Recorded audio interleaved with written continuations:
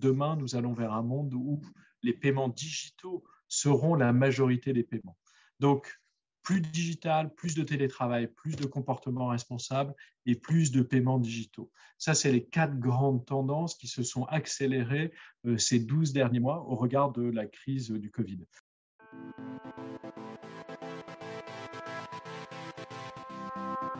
Les résultats financiers disent d'Edenred que nous savions qu'Edenred était une société de croissance, mais l'année particulière 2020 montre également qu'Edenred est une société capable de résilience dans la tempête. Alors, société de croissance, puisque ces 5 dernières années, Edenred a cru à plus de 10% chaque année. Et on est entré en fait dans l'année 2020 sur le premier trimestre, en tout cas les 2 premiers mois du premier trimestre, avec une croissance à 2 chiffres sur toutes nos lignes de produits et sur toutes les géographies. Ensuite, la crise Covid est arrivée. Elle est arrivée par l'Est, sachant qu'Edenred est présent dans 46 pays, donc du Japon à Santiago du Chili. Et donc, on a vu cette vague en fait, de confinement se déplacer sur l'ensemble du continent et qui a affecté Edenred au 2e trimestre, puisqu'on a eu des résultats dont on n'a pas l'habitude de voir ce genre de chiffres à moins 15. La bonne nouvelle, c'est que dès le 3e trimestre, la croissance est revenue et s'est accrue au 4e trimestre de l'année 2020. À quoi est due cette bonne résistance de ce contexte si particulier? À mon sens, d'abord, c'est dû au fait que nous sommes rentrés dans la crise en pleine santé économique et financière. 2, nous avons la chance d'être présents dans 46 pays avec 250 programmes différents qui servent en fait des besoins fondamentaux. Donc, malgré les confinements et le ralentissement économique, ces besoins fondamentaux ont encore besoin d'être servis. Les besoins fondamentaux étant autour de 4 univers pour nous, que sont l'univers du HIT, du MOVE, du CARE et du P. L'autre raison qui explique en fait cette très bonne résilience ou résistance d'Edenred, c'est le fait que nous soyons très digitaux, puisque 86% des solutions que nous vendons dans le monde sont des solutions digitales. Et en fait, dans des temps très troublés comme ceux du confinement, les solutions digitales en fait s'avèrent être pleinement adaptées puisqu'elles sont accessibles 24/24, 7 jours sur 7, où qu'on soit dans le monde. Et enfin, c'est une entreprise forte de 10 000 collaborateurs qui est très agile. Et cette agilité a permis également de se révéler complètement pendant la crise pour aller chercher des solutions nouvelles pour répondre à des solutions de crise. Ce plan de 100 milliards est sans commune mesure avec ce qui a été fait par le passé et avance dans le bon sens.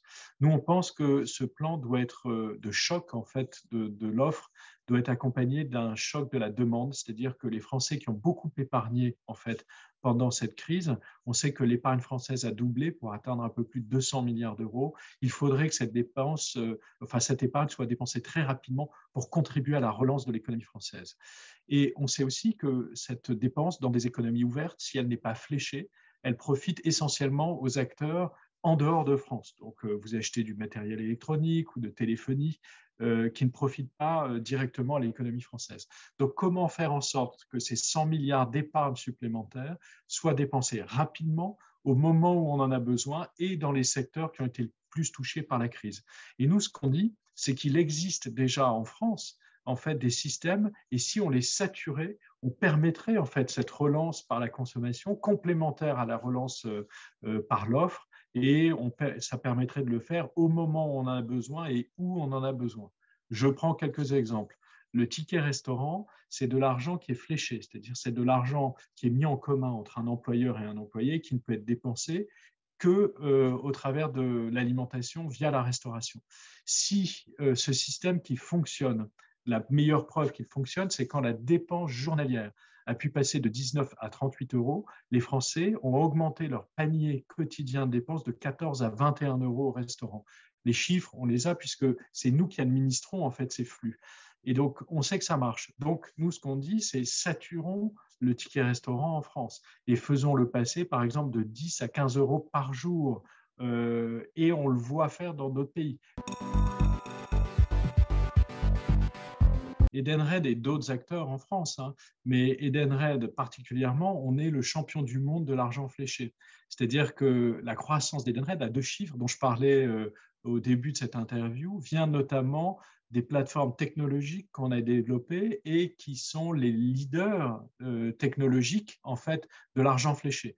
On est leader du ticket restaurant dans le monde, on est leader du ticket cadeau dans le monde, mais on a aussi plein d'autres initiatives d'argent fléché. Par exemple, en Belgique, et d'ailleurs, ça peut être une source d'inspiration pour le gouvernement, il existe ce qu'on appelle un éco-chèque, c'est-à-dire un chèque où on reçoit de l'argent par son employeur ou par sa contribution volontaire, mais cet argent ne peut être dépensé que pour acheter des produits dits écologiques au travers de réseaux de distribution écologique. C'est une manière d'éduquer les Français à un autre mode de consommation.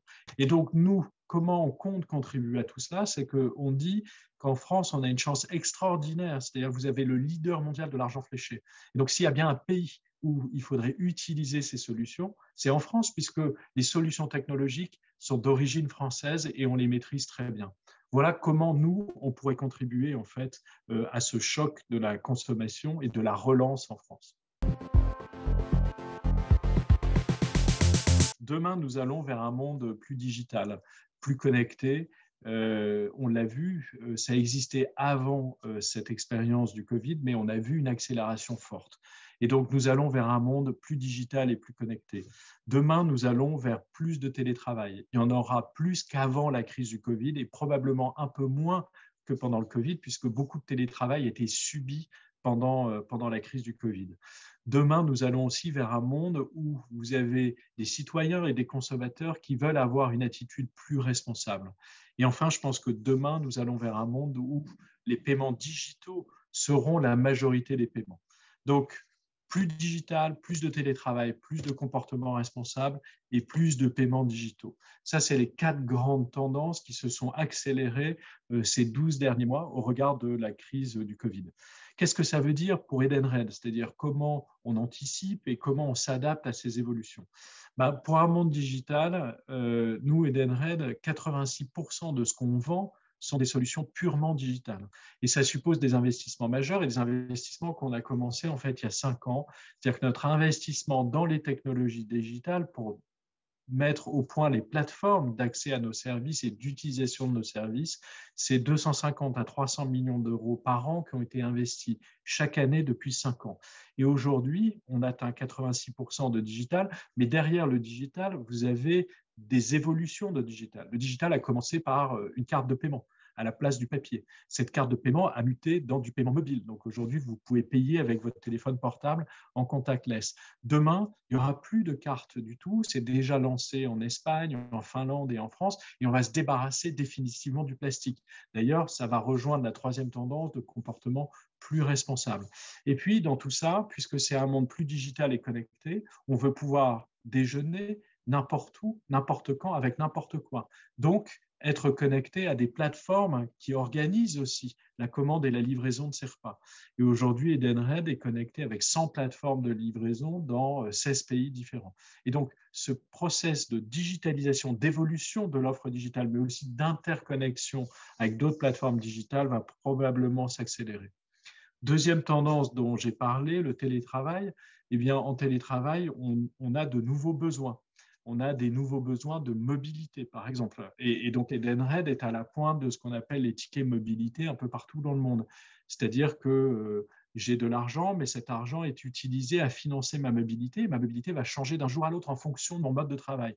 Donc, un jour, c'est l'utilisation d'un véhicule, un autre, c'est l'utilisation de transports en commun, un troisième jour, c'est l'utilisation de mobilité plus douce en vélo ou en trottinette. Puis un 4e jour, c'est peut-être la combinaison de tout ça. Les 4 tendances que nous observons, qui sont le monde vers lequel nous allons, sont 4 tendances sur lesquelles Edenred est déjà positionné et a fermement l'ambition de continuer à développer des solutions innovantes. Écoutez, ce que je peux faire, c'est peut-être d'être un petit peu plus concret. Prenons un produit emblématique comme le ticket restaurant. On vit en fait avec un ticket restaurant qui est sous forme d'une carte aujourd'hui. Mais ce qu'on a vu en fait pendant l'expérience du Covid, c'est la volonté d'accéder à un autre type en fait de service. En France, par exemple, vous avez à peu près 25% des travailleurs qui sont alimentés grâce à la cantine collective de leur immeuble ou de leur entreprise. Et en fait, du fait de l'accélération du télétravail, ces cantines ont eu moins de succès et elles auront moins de succès à l'avenir. Pourquoi? Parce que désormais, chacun a pu tester des formules en fait alternatives qui sont des formules telles que celles développées par Edenred. C'est-à-dire, je prends mon téléphone portable, je vais sur mon compte MyEdenred. Sur ce compte, j'ai évidemment mon solde, mais j'ai aussi accès à l'offre de tous les restaurateurs qui sont connectés dans le réseau Edenred. Il faut savoir qu'en France, il y en a plus de 120 000 et dans le monde, on a à peu près 2 millions de restaurateurs qui sont connectés en fait à nos sites. Et donc, vous avez accès à une quantité de restaurateurs et vous pouvez commander directement chez eux et choisir la formule que vous souhaitez.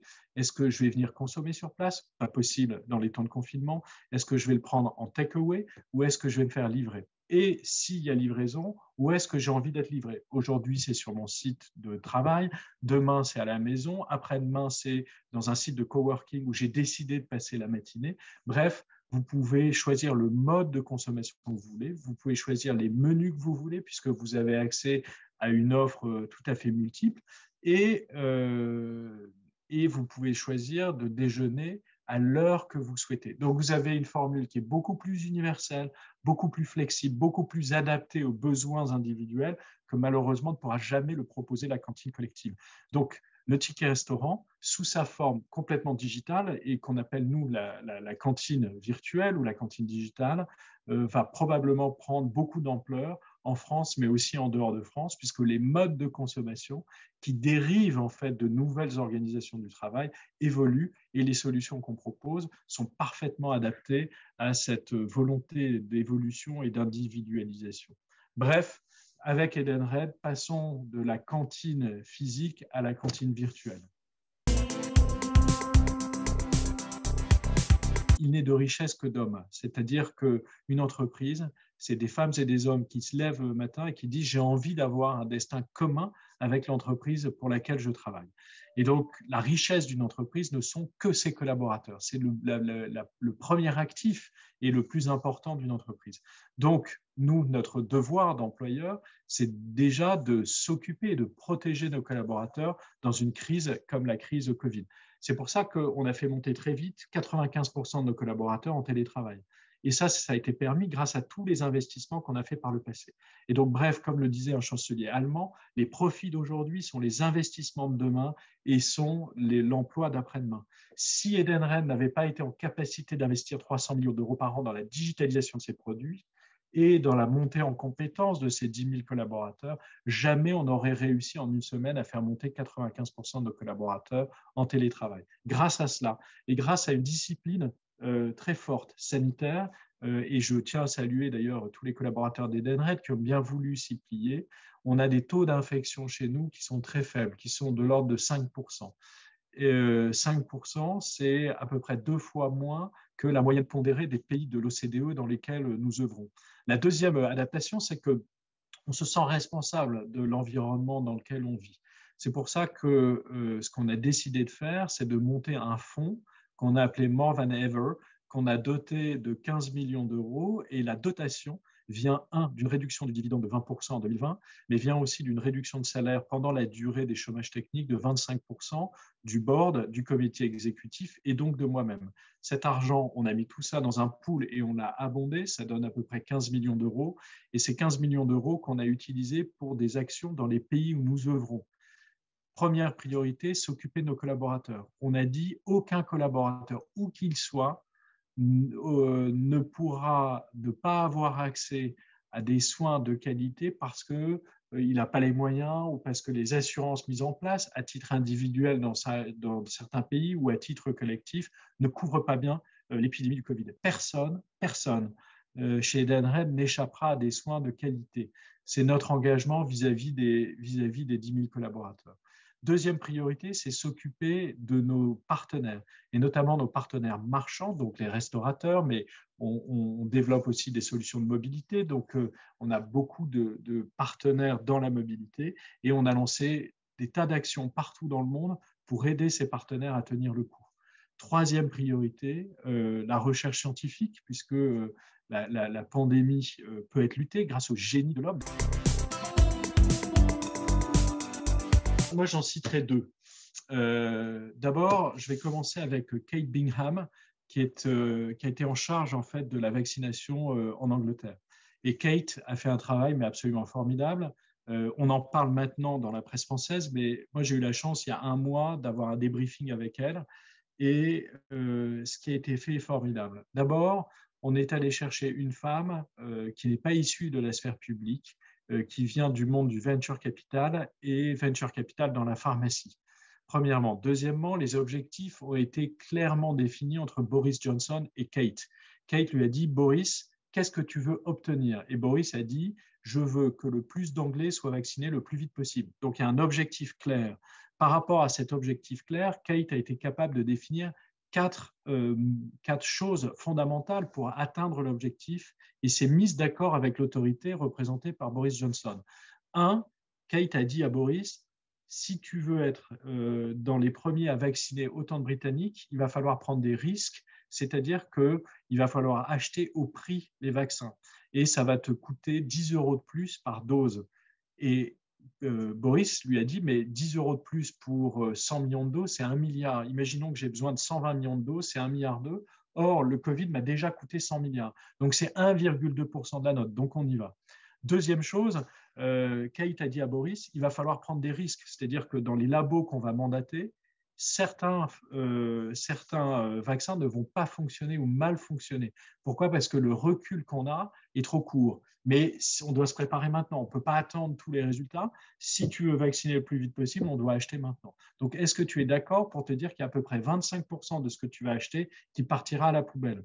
Et Johnson dit 25% d'1 milliard ou 1,2 milliard, ça ne fait toujours que 1,3 milliard ou 1,4 milliard, ça n'est toujours que 1,4% de ce que j'ai déjà dépensé. Donc, on y va.